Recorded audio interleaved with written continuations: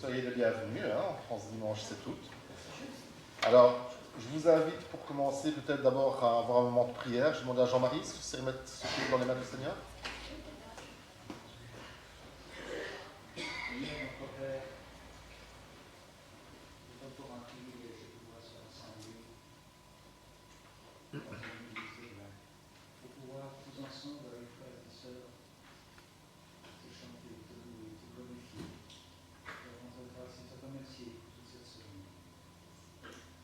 Seigneur, nous voulons associer nos frères et sœurs qui n'ont pas pu se déplacer pour diverses raisons, les malades. Seigneur, bénis-le et que ce culte encore soit un hommage à ta gloire, à ta puissance, à ta justice et à ton nom. Dans le saint nom de Jésus. Amen. Amen. Alors, comme l'a dit Jean-Marie, pensez à tous ceux qui ne sont pas là aussi. On puisse être vraiment avec eux ici en pensée. On pense à tous ceux qui sont en vacances, hein, on voit que c'est un peu parsemé. On pense aussi à Ernest et Sarah qui sont en Bretagne, j'ai entendu. Ils sont bien arrivés? Ah, ils sont bien arrivés. Donc, ils assistent aussi au camp chrétien annuel, j'ai envie de dire, que ce camp soit aussi entendu pour eux et pour tous ceux qui y participent. Alors, je vais appeler Jeff, faire des annonces.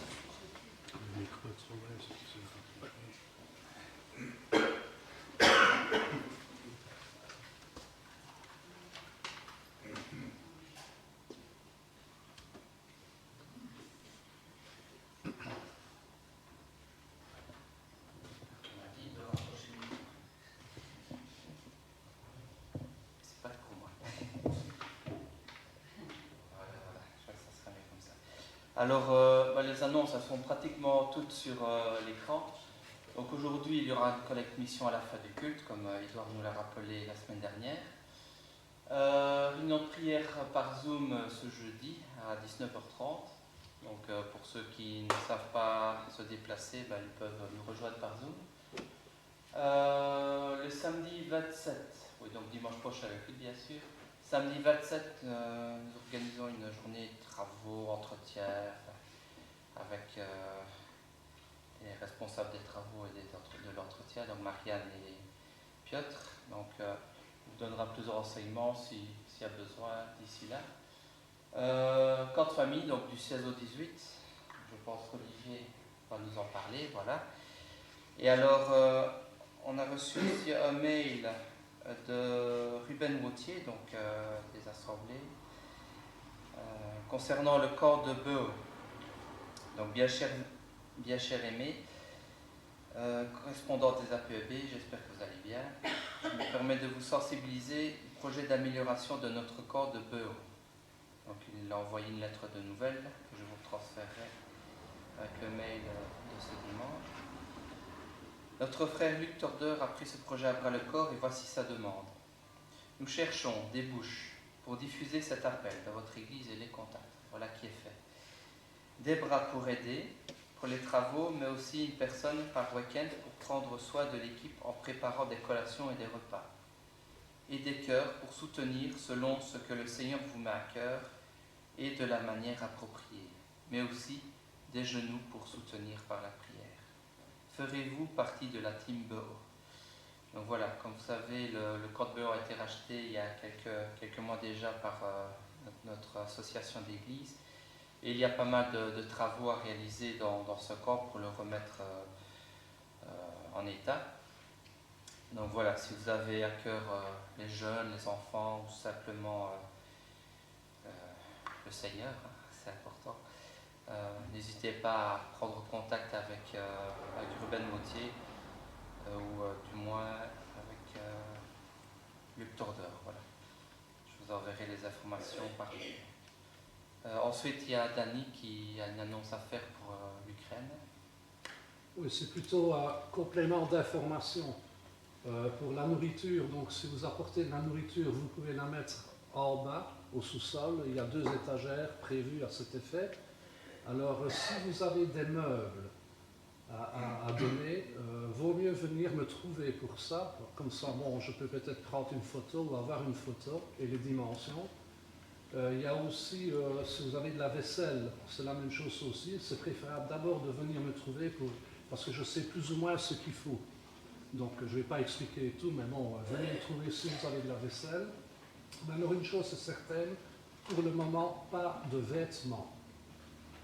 Voilà ce que j'avais à dire. Et alors en urgence au niveau des meubles, il faudrait des lits simples ou aussi des tables avec des chaises. Donc c'est ça qui manque en urgence pour les appartements. Parce que bon, les Ukrainiens ont trouvé certains appartements et il faut les remplir. Voilà. Merci. Est-ce qu'il y a quelqu'un qui a quelques annonces? Je laisse la place.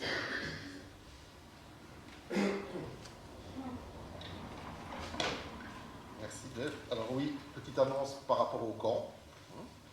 Donc le camp, vous avez donc les préinscriptions, c'était une chose. Maintenant, il y a vraiment l'inscription. Donc l'inscription, il suffit déjà de mettre son nom, son prénom. Et alors après, il y a 3 colonnes. La première colonne, vous voyez, camp les 3 jours. Ça, c'est ceux qui participent à tout. D'accord? Et puis, il y a quand même possibilité pour le 17 ou le 18 de dire je ne viens qu'une journée ou je veux en tout cas participer. Et comme ça aussi, pour des raisons d'assurance, nous, on est obligé après vraiment de savoir qui vient ou qui ne viendrait qu'une seule journée. Donc, on vous demande simplement de remplir ceci. Quand vous avez rempli avec votre nom, votre prénom, ben vous pouvez prendre un petit papier qui est là-bas. Et sur le petit papier, il y a le montant, le numéro de compte de l'église. D'accord? Donc, il y a toutes les informations pour payer pour le 5 septembre. Donc là, il y a encore le choix. Soit il y a moyen de faire un acompte et verser le solde pour le 5 septembre, mais la date étant très limitée, parce qu'on est déjà en août, d'accord? Donc si vous avez la possibilité de payer tout en une fois, c'est plus facile aussi pour Piotr après pour pouvoir s'y retrouver. Avec chaque fois bien mettre en communication le nom, le prénom et compte famille. Comme ça, ce sera plus facile pour Piotr aussi pour voir un peu dans la compte. Donc tout ça sera déposé ici en bas tout à l'heure. Bon, n'hésitez pas à vous inscrire. C'est important de pouvoir vraiment remplir la feuille, parce que c'est vraiment sur cette base-là qu'on va pouvoir commencer aussi, et notamment avec Anne-Laure, c'est déjà vu cette semaine aussi, de commencer un programme complet. Ce tant qu'on ne sait pas exactement, alors le nom définitif, ça va être difficile de pouvoir jauger, de pouvoir voir un petit peu ce qu'on va faire. Donc tout ça sera distribué et tout ça sera mis là-bas. Voilà. Alors je vous invite pour continuer ce culte à ouvrir votre Bible dans Psaume.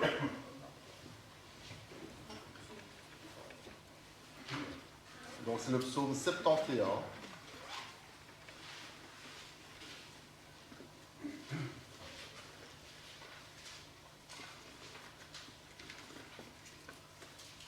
Donc psaume 71.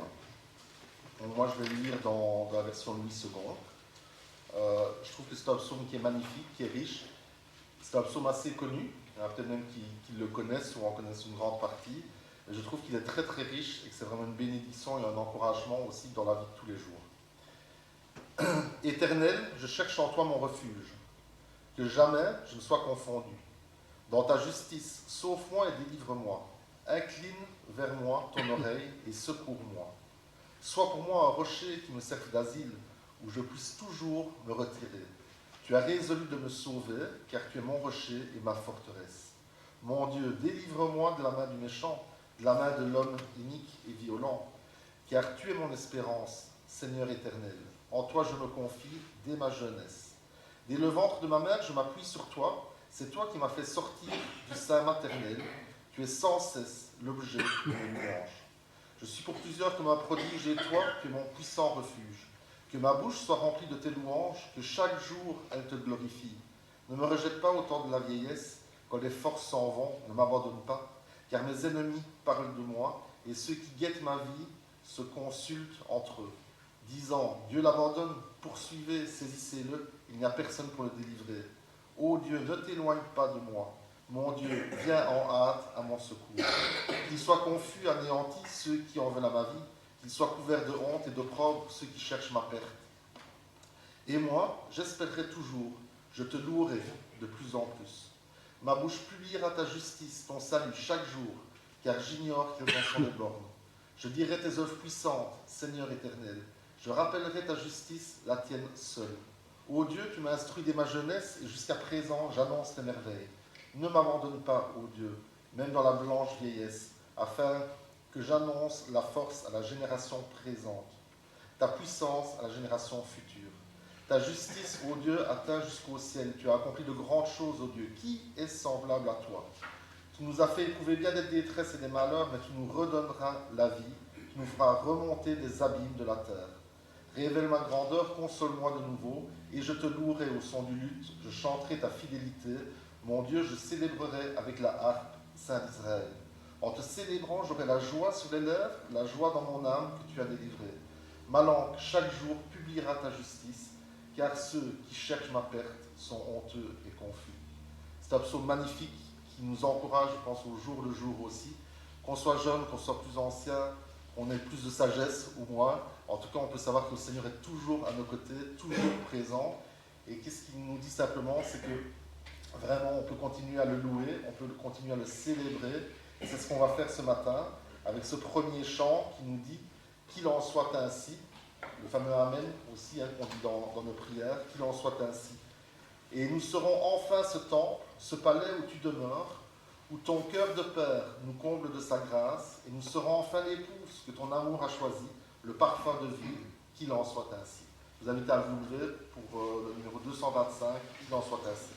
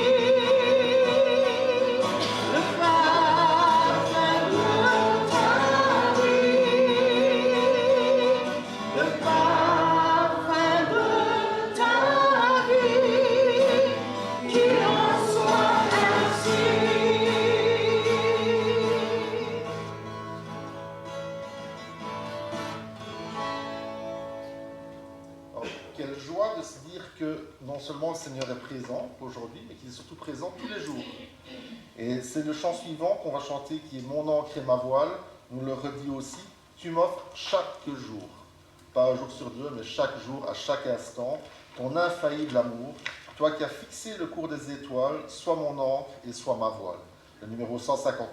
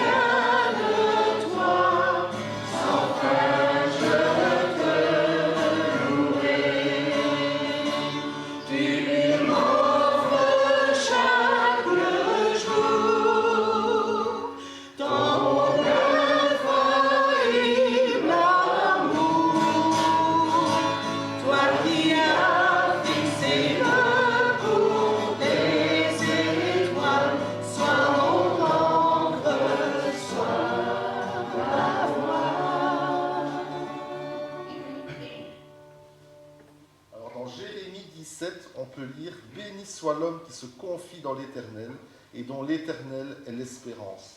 Et le chant suivant est un chant plus ancien. Il s'appelle « J'ai confiance en mon Seigneur ». Je vois qu'au niveau des gemmes, c'est le 157, donc ça doit être dans même gemme A ou gemme 2. Je ne sais pas combien on en est maintenant. On a dit on doit être peut-être le gemme 7, non? Pardon. Les gemmes, c'est quoi le 7 maintenant?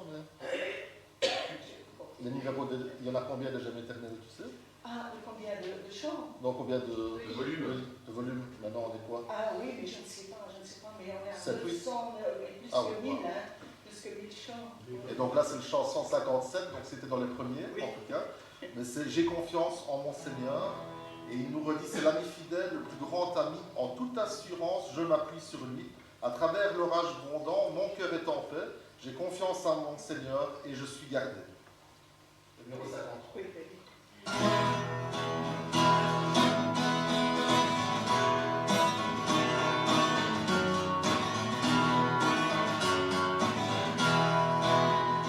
J'ai confiance en mon Seigneur, le long du chemin. J'ai confiance en mon Seigneur, et il tient ma main.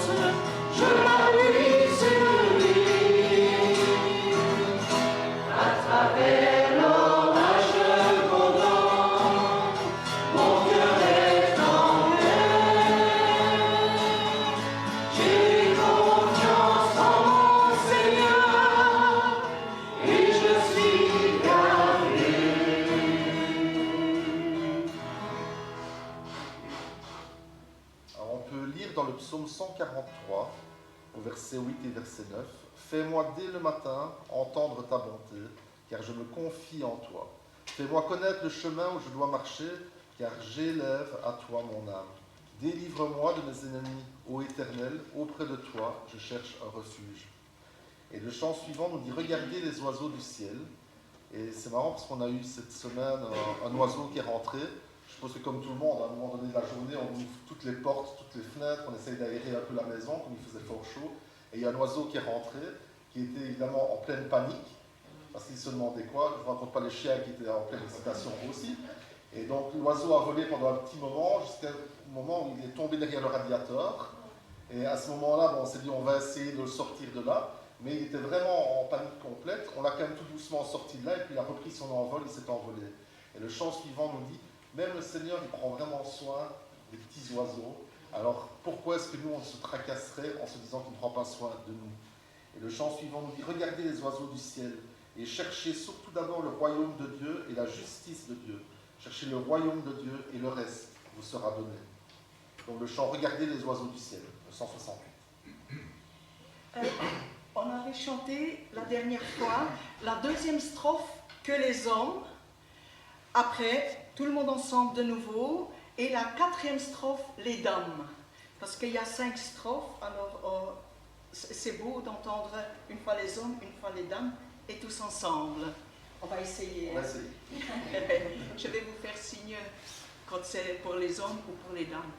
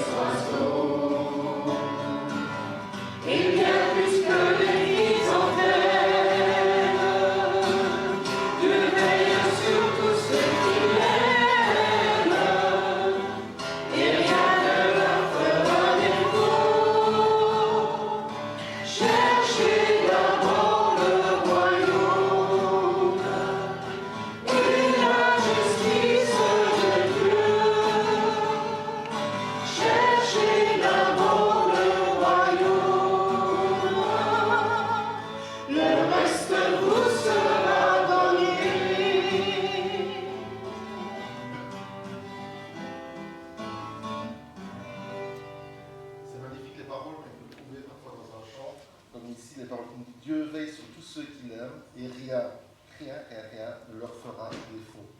Et quel Dieu on a, quel Dieu fantastique, quel grand Dieu on a.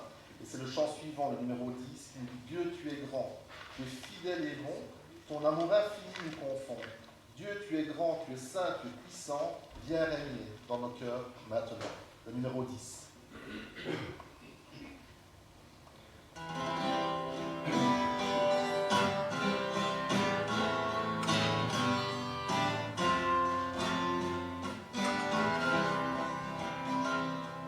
Dieu, tu es grand, tu es fidèle et bon, ton amour infini nous confond. Dieu, tu es grand, tu es saint et puissant, viens régner dans nos cœurs maintenant. Dieu, tu es grand et digne de régner. Dieu, tu es grand, tu es digne de gloire. Dieu, tu es grand, j'élève ma voix, j'élève ma voix. Dieu, tu es grand.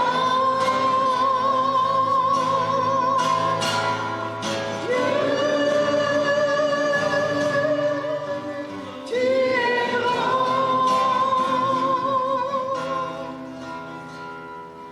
Dieu, tu es grand, tu es fidèle et bon, ton amour infini nous confond. Dieu, tu es grand, tu es saint et puissant, viens régner dans nos cœurs maintenant. Dieu, tu es grand et digne de régner. Dieu, tu es grand et digne de gloire. Dieu, tu es grand, j'élève ma voix, j'élève ma voix. Dieu, tu es grand.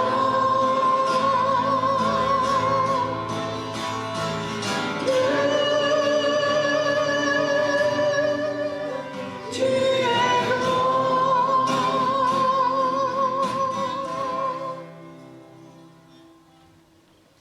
Alors dans Job, au chapitre 22, verset 26, on peut lire: Alors tu feras du Tout-Puissant tes délices, tu élèveras vers Dieu ta face. Et c'est le chant suivant. Alors, après c'est perso, hein, mais c'est peut-être, moi c'est un de mes chants préférés parce que je trouve qu'il a vraiment, il a toute une dimension et rien que le texte est vraiment un message en soi. Le chant suivant nous dit: Dieu Tout-Puissant. Dieu Tout-Puissant, quand mon cœur considère tout l'univers créé par ton pouvoir, le ciel d'azur, les éclairs, le tonnerre, le clair matin ou les ombres du soir. De tout mon être, alors s'élève un chant: Dieu Tout-Puissant, que tu es grand. Et je vous invite à, tout doucement, on va aller au moment de prière. On aura ce chant et puis on aura un autre chant après qui est en son temps. Parce que chaque chose que Dieu fait, il le fait. Et il le promet de le faire, mais en son temps et pas en le nôtre. Mais tout d'abord, on va chanter le numéro 28. Pendant ce chant, on fera la collecte. Et c'est le chant Dieu Tout-Puissant.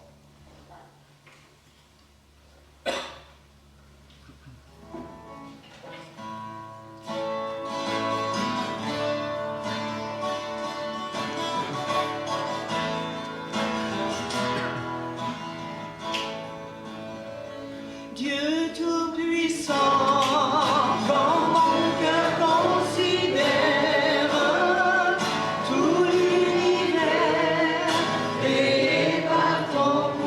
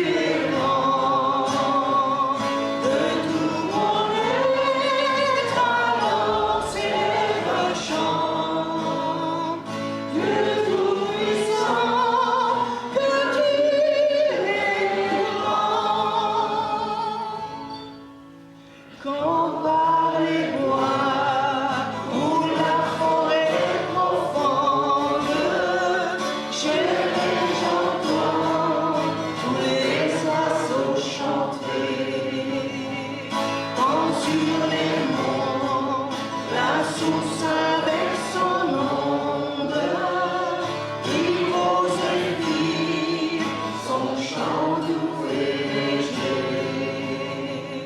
Mon cœur heureux s'écrie à chaque instant, ô Dieu d'amour, que tu es grand. Mon cœur heureux s'écrie à chaque instant, ô Dieu d'amour, que tu es grand. Mais quand je songe au sublime mystère, qu'un Dieu si grand a pu penser à moi, que son cher Fils est devenu mon frère, et que je suis l'héritier du grand roi. Alors mon cœur revit la nuit le jour, que tu es bon, ô Dieu d'amour. Alors mon cœur revit la nuit le jour, que tu es bon, ô Dieu d'amour. Quand mon sauveur éclate en lumière, se lèvera nous entend l'Éternel, et que les sangs, les douleurs de la terre, je pourrai voir les formes de ton ciel. Je me dirai dans son divin séjour, rien n'est plus grand que ton amour. Je me dirai dans son divin séjour, rien n'est plus grand que ton amour. Marc, est-ce que je peux te demander de prier pour la collecte et aussi pour Édouard qui nous apportera un message tout à l'heure?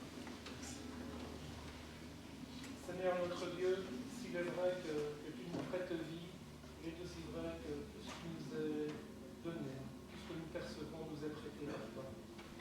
Cette terre, Seigneur, sur cette terre, quand nous empruntons quelque chose, nous devons rembourser le capital et les intérêts. Seigneur, toi, le capital, nous ne pourrons jamais le rembourser, les intérêts non plus. Donc le peu que nous te donnons, Seigneur, c'est le minimum que nous puissions faire. Et nous voulons aussi permettre notre frère Édouard qui a la charge, la joie aussi de partager ta parole, Seigneur. Sois avec nous, au nom de ton Fils Jésus.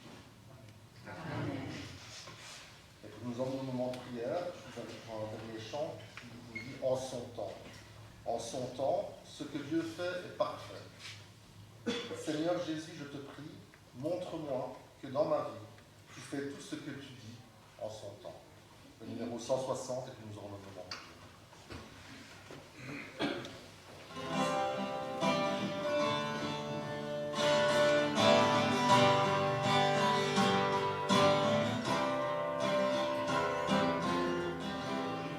En son temps, en son temps, ce que Dieu fait parfait.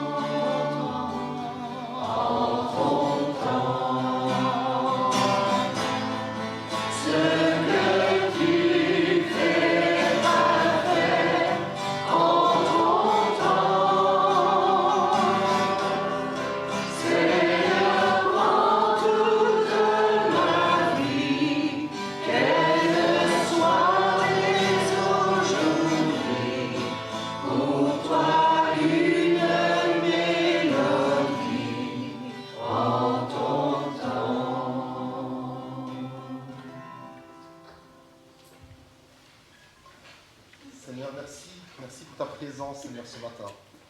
Seigneur, visite aussi tous ceux qui ne sont pas parmi nous, Seigneur. Fais-leur aussi sentir ta présence. Seigneur, que ce culte puisse être aussi vraiment une mélodie pour toi, Seigneur, en ton temps. Merci pour ta puissance, ta souveraineté, mais merci aussi vraiment pour ta présence chaque jour à nos côtés. Merci pour ta bonté envers nous, Seigneur, et aussi surtout pour ta patience envers nous. Sois loué, Seigneur. Amen.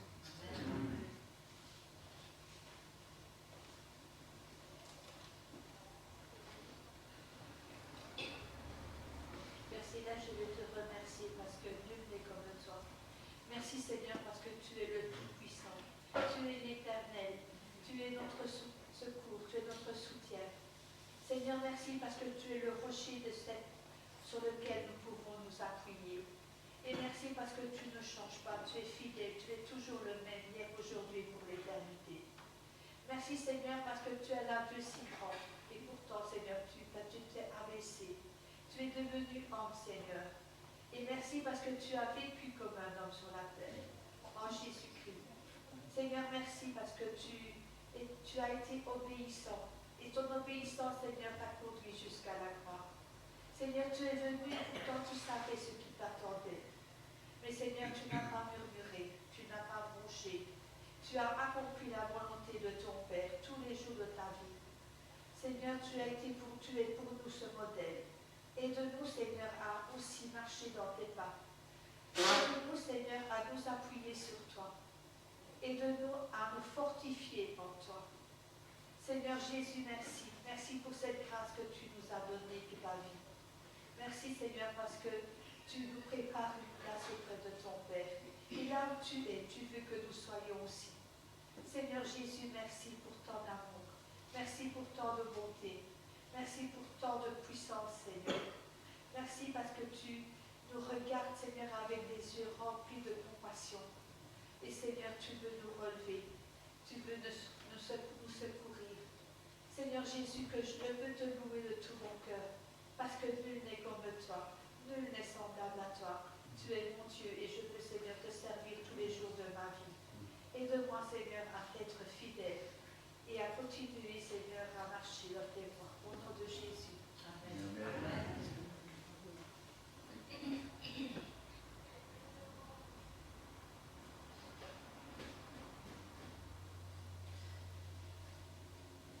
Merci, Seigneur, pour ce privilège que nous avons de, Seigneur, de nous réunir chaque dimanche. Seigneur, merci car notre but, c'est vraiment de pouvoir d'abord te remercier, avoir le cœur reconnaissant et d'apporter le culte, l'adoration qui t'est due. Seigneur, merci pour ta fidélité. Seigneur, merci car ton amour, tu l'as montré à travers ton Fils Jésus, qui s'est donné pour nous. Seigneur, nous avons tellement de bonheur de pouvoir appartenir à un Dieu qui est le Maître et qui est le Maître de tout temps. Tu es notre Créateur. Seigneur, merci, car tu es là pour nous tous, pour nous faire du bien et on t'entend. Seigneur, merci. Amen. Amen. Seigneur, merci pour ton amour infini. Merci de prendre soin de nous chaque jour, chaque instant, Seigneur. Merci pour ta patience, merci pour ta grâce. Merci pour ton Saint-Esprit qui nous instruit, Seigneur. Nous ne sommes jamais seuls. Merci parce que nous pouvons toujours compter sur toi, Seigneur. Quel honneur d'appartenir à un Dieu si merveilleux. Merci, Seigneur. Amen. Seigneur, merci parce que chaque jour tu nous combles de tes bienfaits. Et merci Seigneur parce que tout ce que tu dis, tu l'accomplis, Seigneur. Seigneur, bénis Seigneur toutes les personnes qui n'ont pas pu se déplacer. Bénis-les là où elles se trouvent, Seigneur. Et bénis ton Église, Seigneur. Amen. Amen. Amen.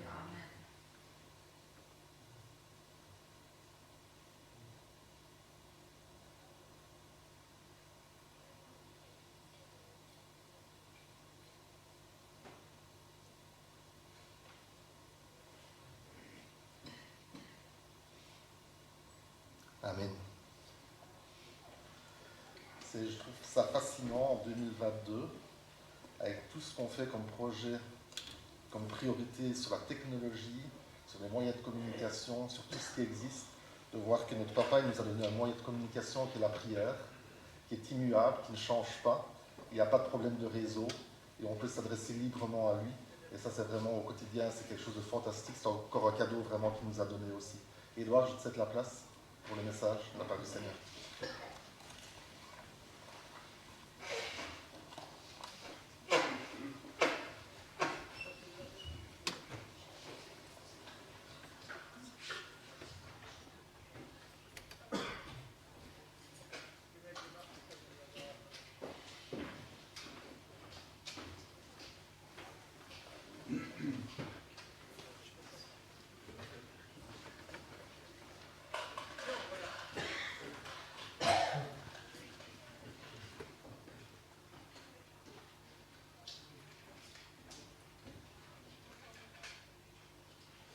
Bonjour à tous. Bonjour. Bien, tous ceux que je n'ai pas vus aujourd'hui ou salués. Ah oui.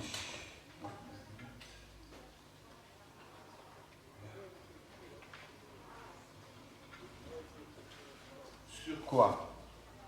Sur qui fixons-nous notre regard aujourd'hui? Notre manière d'utiliser notre regard, que ce soit pour contempler, pour observer, pour convoiter, est essentielle. Vers quoi notre regard est-il tourné aujourd'hui? Quelqu'un disait, on avance du côté où l'on fixe les regards, que la direction soit bonne ou mauvaise. Et ce matin, je vais prendre 3 personnages bibliques qui ont manifesté 3 regards différents. 3 regards différents sur la vie, 3 regards différents sur Dieu. Et ce matin, nous allons analyser, du moins je vais essayer avec vous, le genre de regard de chacune de ces 3 personnes et sur les conséquences de leur regard. Prions. Seigneur, tu me permets ce matin encore de partager ta parole. Seigneur, que ces paroles ne soient pas les miennes, mais qu'elles soient les tiennes. Ouvre nos cœurs, Seigneur. Enlève de nos cœurs tout ce qui n'a pas sa place et qui pourrait, Seigneur, ne pas permettre de faire entrer ton amour dans notre cœur de chacun. Sois loué et béni, Seigneur, au nom de Jésus. Amen. Alors je vous invite à ouvrir la parole de Dieu dans Genèse 13.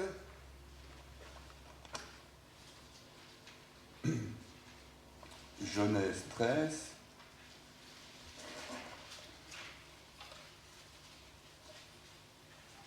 Les versets 1 à 12.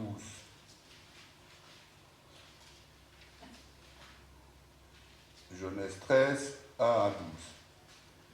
Abraham était très riche.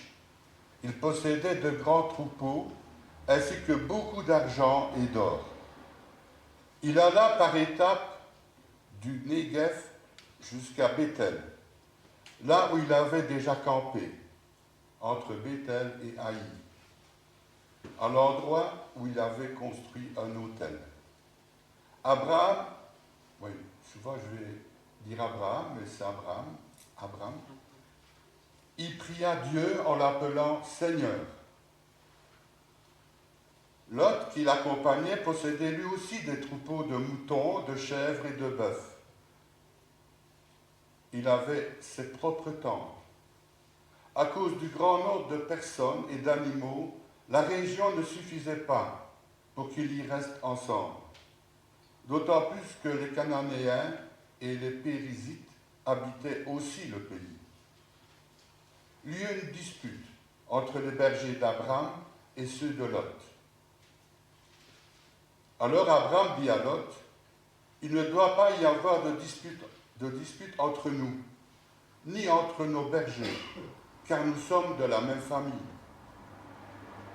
Tu as tout le pays devant toi.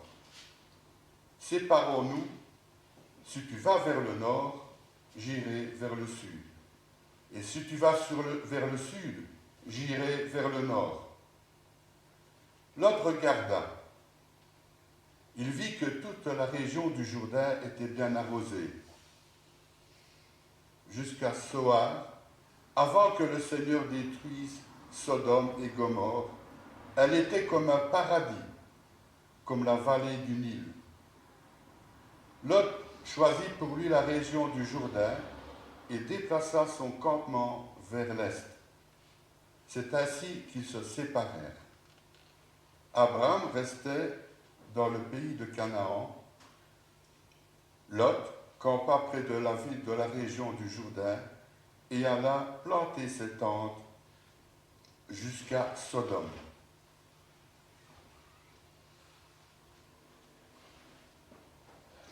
Nous allons examiner ce matin, comme j'ai dit, 3 regards. Le premier regard, c'est celui d'Abraham, ou d'Abraham.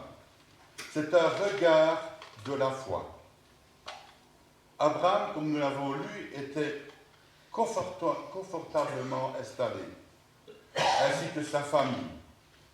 Il était d'ailleurs très riche en argent, en or et en troupeaux. Il jouait aussi d'une bonne réputation et d'une bonne prospérité. Et comme on dit chez nous, il est bien installé dans ses pantoufles. Et là, à un moment donné, à un moment inattendu, il reçoit l'appel de Dieu qui lui demande de regarder à lui, donc que Abraham regarde Dieu, et de tout quitter pour suivre le chemin que Dieu lui indiquerait et d'aller vers le pays que Dieu lui montrerait. Que fit Abraham? A-t-il protesté? A-t-il rouspété? S'est-il rebellé? S'est-il opposé à Dieu? Que nous dit le verset 18, que nous n'avons pas lu, mais je vais vous le dire.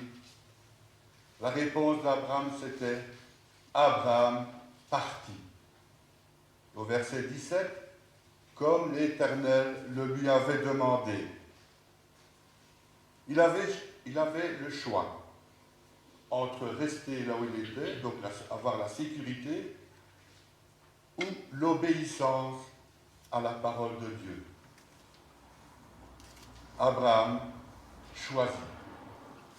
Abraham choisit le regard de Dieu, vers Dieu. Il ne s'arrête pas à sa perception d'avenir, ni à ses sentiments d'homme. Non, il a choisi de regarder Dieu. Et comme vous le savez, ce même choix sera posé à chaque épisode de sa vie, à savoir le choix entre le regard sur lui-même ou sur Dieu, entre sa conception humaine, sa logique à lui, ou l'obéissance à la volonté de Dieu. Vous le savez aussi, la vie d'Abraham n'a pas toujours été parfaite, mais souvent, à la plupart des occasions, et bien dans bien d'autres circonstances, Abraham décide de considérer, de regarder à la volonté de Dieu.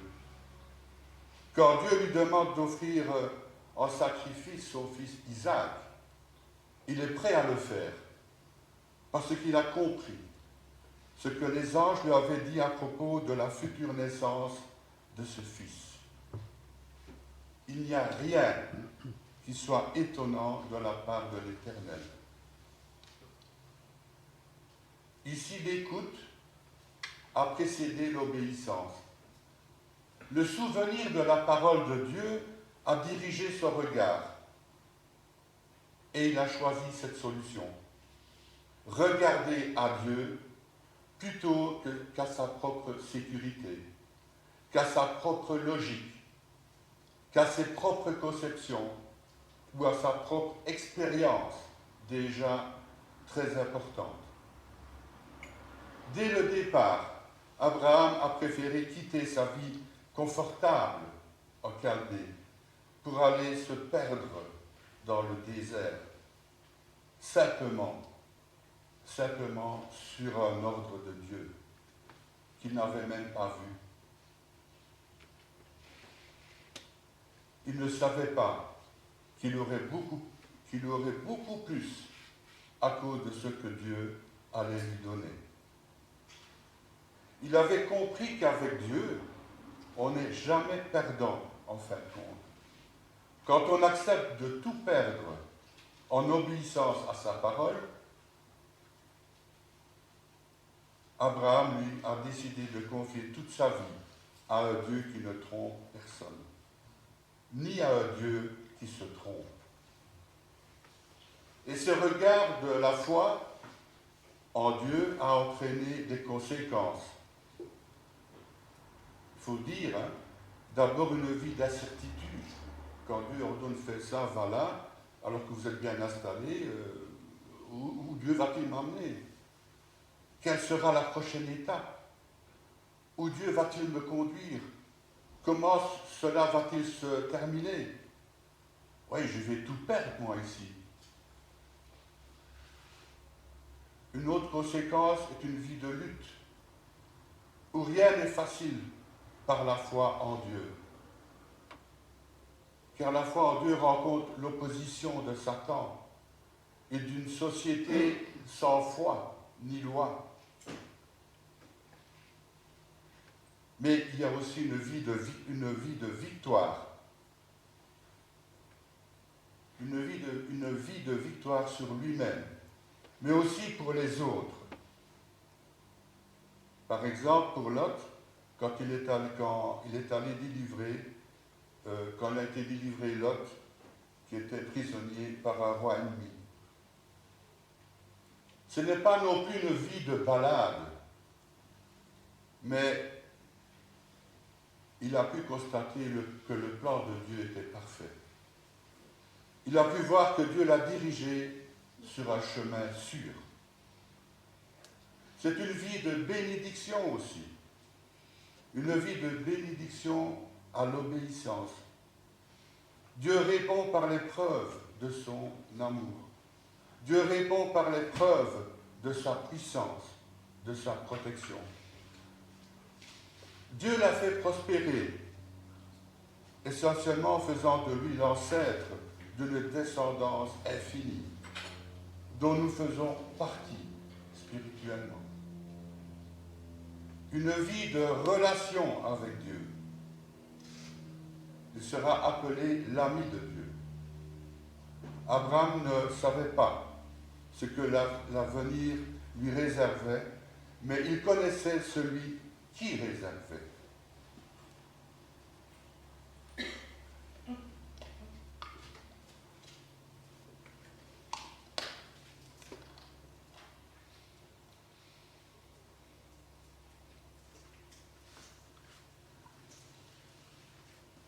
La foi a eu des conséquences visibles et concrètes. Abraham avait compris qu'il fallait non pas voir pour croire, mais croire pour voir. Dieu le cite comme l'exemple à suivre. Abraham eut confiance en Dieu et Dieu le considéra comme juste en tenant compte de sa foi. C'est écrit dans Romains 4, verset 3. Il a été cet homme qui s'attendait à tout, parce qu'il ne comptait pas sur lui-même, ni sur les autres, mais il croyait en Dieu. Espérant contre toute espérance, Abraham a cru. Romains 4, verset 18. En parlant de la foi, quelqu'un la définissait ainsi. La foi, un aveugle qui donne des yeux à l'espérance. À la fin de sa vie, malgré son état physique, il est dit d'Abraham qu'il ne faiblit pas dans la foi. Et la conséquence de cet amour vers Dieu, il fut fortifié par la foi, ayant la pleine conviction que ce que Dieu promet, il peut aussi l'accomplir. Romains 4, versets 19, 21.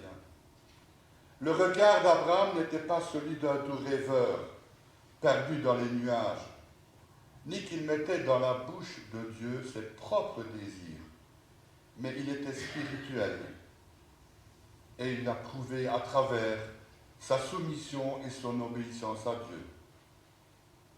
Voilà le regard que Dieu voudrait que nous ayons, celui de la confiance en lui. C'est celui-là qui nous fera vivre une vie pleine et victorieuse. Ça ne veut pas dire évidemment qu'il n'y aura pas dans notre vie des difficultés et des épreuves.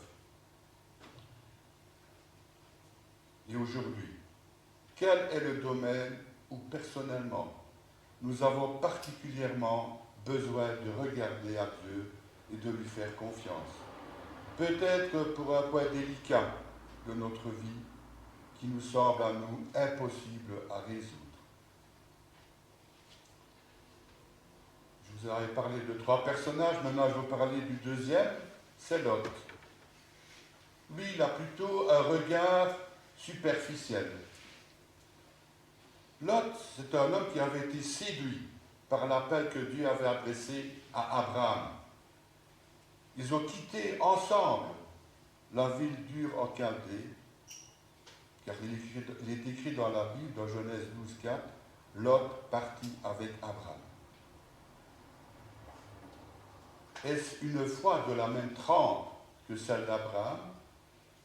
Je ne pense pas. En voyant les décisions que Lot a prises, on peut se demander si sa foi n'était pas plutôt la foi en un homme, en l'occurrence ici Abraham. Même si Abraham était un homme remarquable, cette confiance que Lot lui accordait n'était pas celle qui transforme, qui révolutionne une vie. Lot connaissait le pourquoi du départ d'Abraham et il avait accepté la foi, celle d'Abraham, mais elle n'était pas en évidence solide, la foi de Lot, parce que c'est une foi superficielle. La foi par personne interposée n'est jamais solide et ne provoque pas un engagement durable.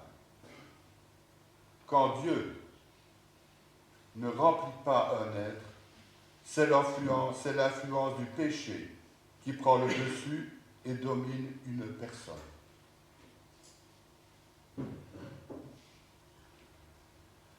Alors au bout d'un moment, Lot trouva qu'il était dur de rester dans le désert, simplement parce que Dieu le lui a demandé. Quelle foi théorique, n'est-ce pas? Pour lui, l'obéissance aux ordres de Dieu a des limites. Mais pour ceux qui ont la foi d'Abraham, lorsque l'occasion nous est donnée, c'est le départ vers des cieux plus cléments. Pour ceux qui ont la foi de Lot, c'est le départ vers le bas, les bas-fonds. Lot a tourné le regard vers en bas, vers Sodome, car il y a de la vie là-bas. On sait s'amuser là-bas, on sait faire beaucoup de choses. Mais de quelle manière?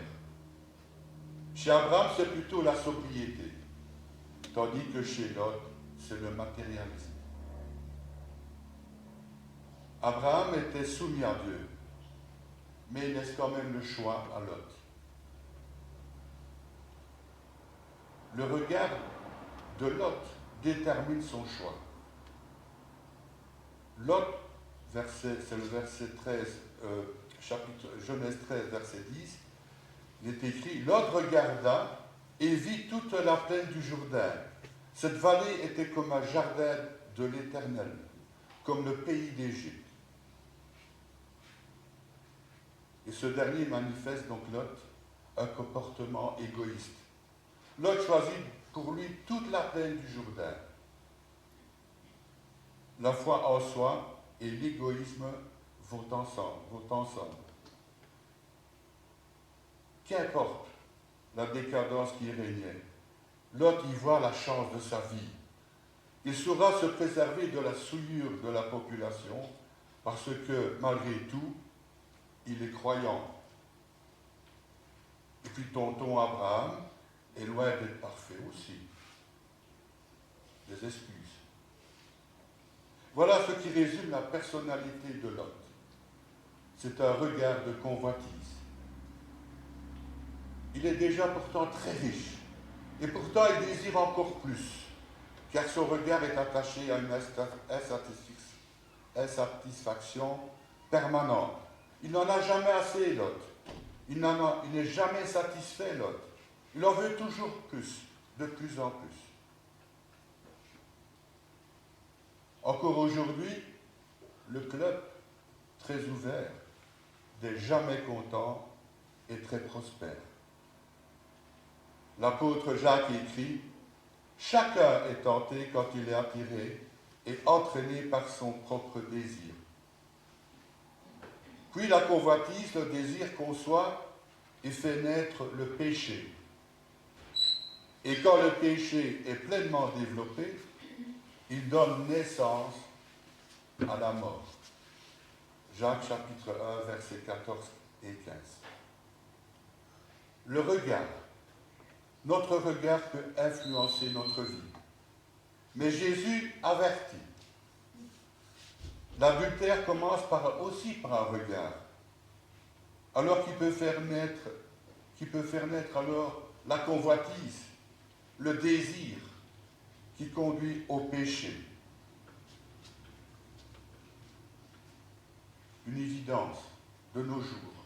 Notre regard est constamment sollicité par la publicité, par la télévision, par les clips des chanteurs, des chanteuses, pour que nous possédions de plus en plus.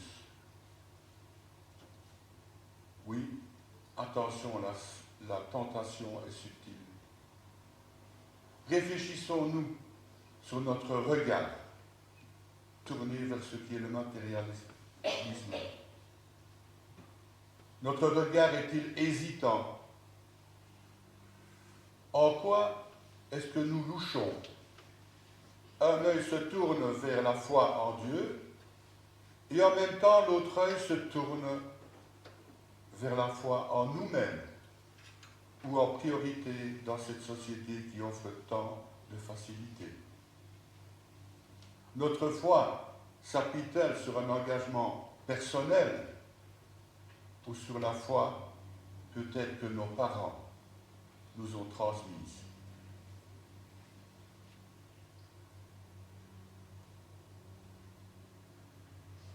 Et j'arrive déjà au troisième regard. Les deux premiers regards étaient des regards d'hommes. Maintenant, on va prendre le regard d'une femme. Je vais pas aller très loin, c'est la femme de Lot. Donc ça, je vais lire dans Genèse 19, 2 versets.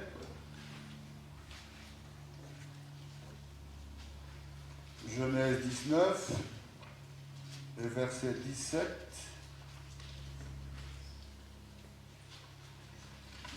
19.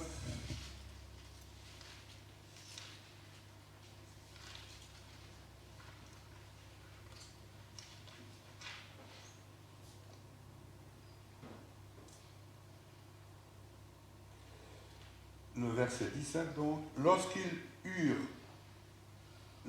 les eurent fait sortir de la ville, l'un des anges dit à Lot, « Fuis pour sauver ta vie, ne regarde pas en arrière, ne t'attarde nulle part dans la région, réfugie-toi dans la montagne si tu veux rester en vie. » Puis le verset 26, la femme de Lot regarda en arrière et fut changé en statue de sel.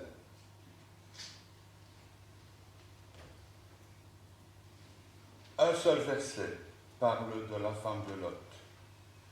Quand Lot et elle quittent Sodome entraînés par les anges, et c'est le verset 26, il est écrit, la femme de Lot regarda en arrière et elle devint une statue de sel. Et ces envoyés de Dieu avaient pourtant averti Lot en disant, ne regarde pas derrière. Je suppose que Lot l'a transmis à sa femme aussi, puisqu'ils étaient, ou bien que la femme a entendu l'ordre des anges, puisqu'ils étaient ensemble, de ne pas regarder en arrière et de ne pas s'arrêter de peur qu'ils ne périssent. Pourtant, la femme de Lot manifeste le regard du regret. Certainement un regret par rapport à ce qu'elle possédait, mais aussi par rapport à ce qu'elle doit abandonner. Je rappelle que Lot était très riche, autant qu'Abraham. Elle est semblable à certaines personnes, hommes ou femmes, qui n'aiment pas bouger. Leur vie est tranquille. Leur vie, comme on dit ici, est pépère. Mais pourtant, ces personnes sont perdues. Pourquoi? Parce que leur vie n'a aucun sens. Leur regard est tourné vers leur confort et leur bien-être. La femme de Lot a vécu ce départ en regardant son passé. Et elle en est morte à cause du jugement de Dieu, qui ne voulait pas qu'elle regarde en arrière et qu'elle ne manifeste aucun regret. Mais la femme de Lot n'a pas résisté, elle a voulu regarder tout ce qu'elle perdait, tout ce qu'elle avait laissé derrière elle. Conséquence dramatique de ce regard en arrière, la mort. Elle devint une statue de sel. Chers frères et sœurs, soyons vigilants. Ne gardons pas notre regard rivé sur le passé. Et je voudrais ouvrir ici une petite parenthèse. Je sais qu'Eliane en a déjà parlé dernièrement, mais on entend encore beaucoup cette phrase. Ah, c'était mieux avant. Vous vous rappelez le message d'Eliane, il n'y a pas très longtemps. Maintenant, c'est pas parfait. Tout va mal. Alors je ne parle pas de demain, du futur. Je parle ici de l'Église. Quand j'ai dit tout, c'était mieux avant, c'était dans l'Église. Pourtant, je sais que tout n'allait pas toujours bien non plus. Mais voilà, on dit tout le temps, ça va mieux. Et aujourd'hui, l'Église de Glen n'est pas parfaite. Il faut le reconnaître. On est des humains, on est des enfants de Dieu, mais on est des humains aussi, et c'est pas toujours comme on voudrait, comme on veut. Alors attention de parler ainsi. Cela peut avoir des conséquences mauvaises, avoir des conséquences même destructrices, inattendues. On parle, mais on ne fait pas attention. Alors, quelles sont les conséquences? Les conséquences peuvent être des conséquences personnelles. Donc, la personne qui dit ces phrases, et en tant qu'enfant de Dieu, elle peut aussi nous décourager, si on répète ça, si on voit que ça. Nous refroidir, nous détruire intérieurement. Elle peut aussi toucher la vie de famille. On ne s'y attend pas. Que ce soit la nôtre ou non. N'oublions jamais, nos enfants sont là, ils entendent tout ce qu'on dit. On croit qu'ils ne font pas attention, mais je vous assure que c'est des radars leurs oreilles. Donc faisons très attention, soyons vigilants. Pour nos amis proches aussi, convertis ou pas, elle peut être une pierre d'achoppement. parce qu'au lieu de les attirer, on les éloigne de l'Église. Soyons vigilants. Mais elle peut aussi affecter notre Église. Elle peut décourager certains membres, certaines sœurs ou certains frères. Soyons vigilants dans nos paroles, comme nous parlons autour de nous. Mais au lieu de ça, nous devons nous encourager mutuellement comme nous le demande la parole de Dieu.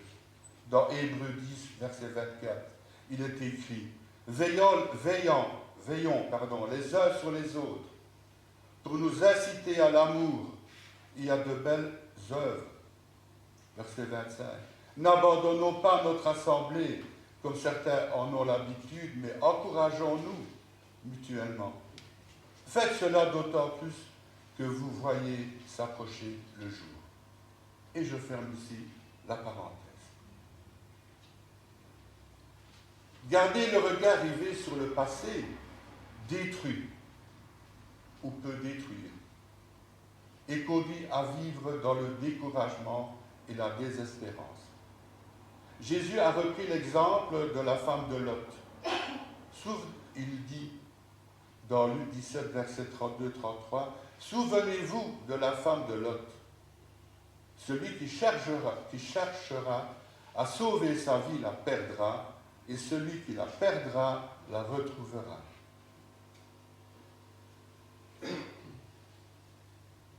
Alors que Dieu nous appelle à nous engager pour lui, comme Abraham l'a fait, vouloir s'en sortir par soi-même, c'est courir à l'échec. Même plus, c'est la perdition éternelle. En quoi notre regard est-il tourné? Vers le passé? Est-il tourné vers la facilité parce que nous avons une situation sécurisante, une vie pépère, comme a dû avoir la femme de Lot et Lot lui-même? Quelqu'un a écrit « Le christianisme n'est pas une religion du souvenir, mais une religion de la présence, celle de Dieu, avec nous, aujourd'hui, comme chaque jour qui nous reste à vivre. » Abraham a vécu cette présence rassurante et protectrice parce qu'il a eu confiance en Dieu. Et nous, et moi, je me mets dedans aussi, quel regard avons-nous aujourd'hui? Celui de Lot, un regard superficiel, celui de sa femme, le regard du regret, le regard nostalgique, ou celui d'Abraham, un regard de la foi en Dieu. Chers frères et sœurs, il ne faut pas se tromper de regard. Le regard de confiance en Dieu nous fera vivre dans la certitude qu'il nous accompagne, y compris dans les épreuves.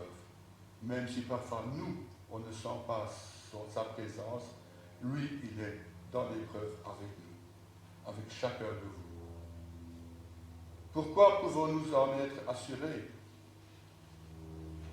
Simplement parce que Dieu nous a promis d'être avec nous chaque jour et parce que son regard est un regard d'amour.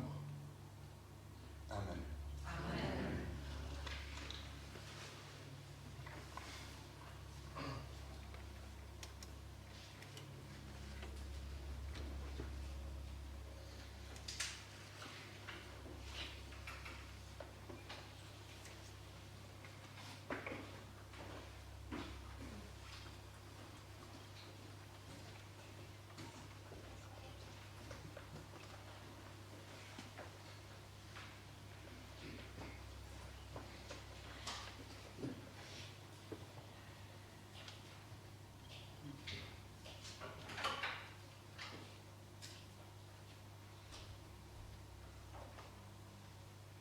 remercier Édouard pour ces paroles que le Seigneur a mis sur ton cœur, que tu nous as partagées. Pour clôturer le culte, n'oublions pas que pendant le dernier chant, il y a la collecte mission. N'oubliez pas non plus les annonces qui ont été faites par rapport au corps de Beho, pour les travaux, les besoins aussi pour nos frères et sœurs ukrainiens. Et n'oubliez pas non plus de vous inscrire pour le camp. Donc, la feuille sera déposée là tout à l'heure. En guise de conclusion, j'aimerais aussi simplement vous dire, c'est aussi dans l'Hébreu, mais c'est Hébreu 4 au verset 16. Approchons-nous donc avec assurance du trône de la grâce afin d'obtenir miséricorde et de trouver grâce pour être secourus dans nos besoins. Il y a une phrase dans ton message, Édouard, qui résonne dans la tête, je trouve, et qui est vraiment bien quand tu as dit « Il ne faut pas voir pour croire, mais il faut croire pour voir ». Alors, où va-t-on porter notre regard sur toute la semaine à venir, qu'on puisse vraiment la porter aussi sur Christ, sur notre roi, et ce sera le dernier chant qui nous dit « Dans son amour, Dieu le Père envoya son Fils Jésus pour accorder la lumière à tous ceux qui sont perdus. Il descendit sur la terre, mais les hommes l'ont rejeté, ils l'ont cloué au calvaire, mais Christ est ressuscité. Christ est roi, Christ est roi. » Qu'on puisse vraiment le chanter et porter nos regards sur lui pendant encore toute cette semaine.